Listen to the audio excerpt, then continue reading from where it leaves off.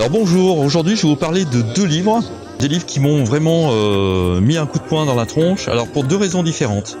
Le premier, c'est un livre de Chloé Médy qui en est à son deuxième ouvrage. Elle aborde un thème beaucoup plus personnel, une histoire de famille bousculée par une bavure policière il y a une quinzaine d'années.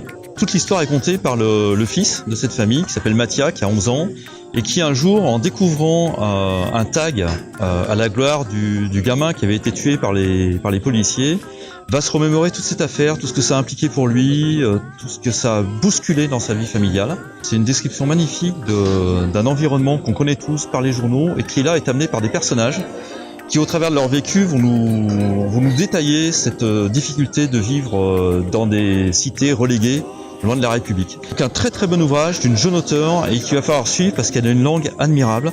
Au-delà du sujet, c'est vraiment la langue qui moi m'a frappé. Deuxième ouvrage que je tenais à vous présenter, une histoire de musicien qui nous raconte comment un jeune homme qui est guitariste, un jour se retrouve à devoir livrer une guitare au fin fond de l'Écosse, dans un manoir, et il a appartenu à Jimmy Page, donc le guitariste de Led Zeppelin. Et là il arrive chez un homme, et cet homme est collectionneur de guitares. Il a des guitares mythiques. Le type petit à petit va lui faire comprendre qu'il n'est pas venu seulement pour livrer les guitares, il est venu pour partir à la recherche de la moderne, qui est un modèle totalement mythologique de Gibson. Et donc ce personnage lui dit bah moi je l'ai eu, donc je l'ai acheté. Elle était dans ma collection et elle m'a été volée. Je vais vous demander d'aller chercher cette guitare. Non seulement on va revisiter toute l'histoire du rock, mais en plus de ça, dans sa recherche, il va découvrir un musicien complètement oublié, qui était un guitariste de génie.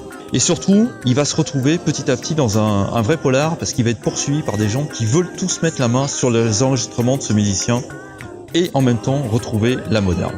Deux jeunes auteurs qui sont fantastiques et qui sans doute vont continuer à nous écrire de très très belles histoires. Voilà pour cette semaine.